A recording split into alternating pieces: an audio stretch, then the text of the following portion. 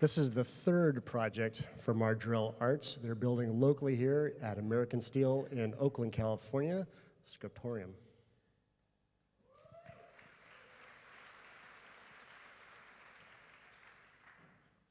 Hello, everyone. I'm Gray, and I'm one of the two co-founders of Majorelle Arts. We have brought two projects before, and I want to just start with a little brief history of our thematic approach to the Playa. In 2015, we brought the Dancing Serpent, and this piece was very much about the evolution of artworks from being objects that we observe, that we look at in galleries and museums, to being objects that we interact with, that have personalities, that might eat us, that fly through the air, that have names, and we treat them, we give them genders even, we treat them as entities. In 2017, we shifted focus a little bit, but kept our emphasis on mythology, and we brought a piece called Methuselah oops, need to change there. The piece called Methuselah, that was a 1-to-1 scale replica of the oldest living tree in the world. And the woman pictured here is my co-lead, Misha Naiman, and she was the designer on this project and my co-lead on that project.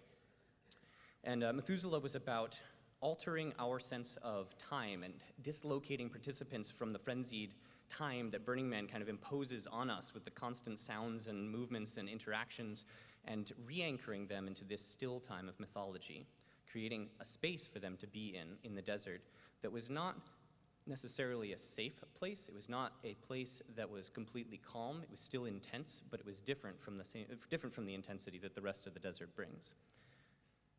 So this year we've designed another kinetic piece. This one is the Scriptorium, and it's going to be a 25-foot-long mobile balanced on a single pin with a sail that moves it back and forth in the wind, and it'll hold up a lantern and hold a stylus to inscribe on the desert these big spiral diagrams that go all around its body.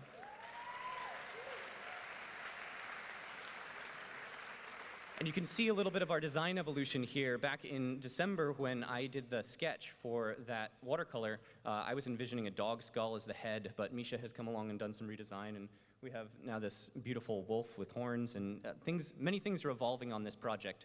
But the core concept remains the same, that it's a mythological creature that is here in the desert to teach us about the process of art making, the process of writing, of inscription, and of creating memory in the desert dust that's all around us. Just the same way that we come every year and, having erased what everyone did before us, we reinscribe the city that we love into the same desert dirt.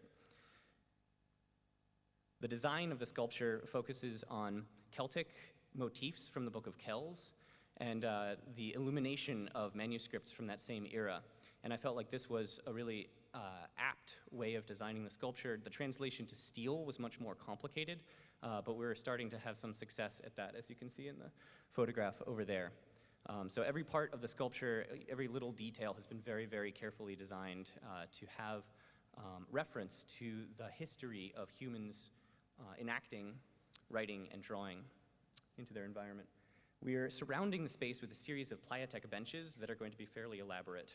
They're actually taking a lot more time than we really expected. It turns out steel is easy to work with, but 5 layers of paint and shellac and things and varnish on the surface of your Playa is going to take you a long time when you have a set of 10 benches that are surrounding your sculpture. We're pairing these with a set of 10 propane torches, also really carefully designed, and the space is intended to be very ceremonial. Participants can come and they can sit in the benches and have just a chill moment out there in the desert, but simply by coming and enjoying our space and observing the sculpture that's at the center of it, they'll be sitting on the benches, they'll notice that there's a sheaf of tools, styluses, rakes, and brushes, and there's a little box on the ground where they can start writing themselves. And so simply by coming into the space, sitting down because they're tired, and then just being playful people, because we are, they'll start to enact these mythological dramas where people come to the demigods around them to learn these ancient arts like writing, like weaving.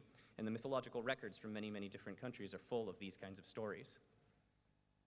So it would be inappropriate for me to talk about this sculpture without citing the incredible crew that I work with.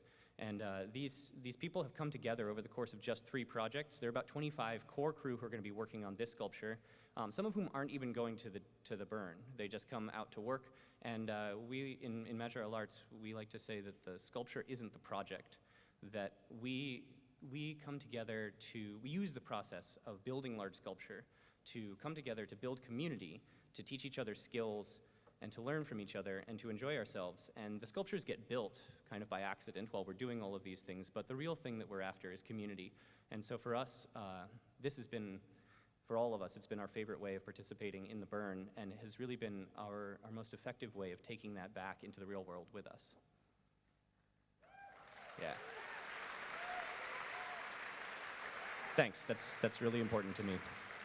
And so I would say, if I was to give you a call to action, I would say for our crew certainly, but for every crew that you've heard tonight, for every artist that you've heard speak tonight, help them do their networking.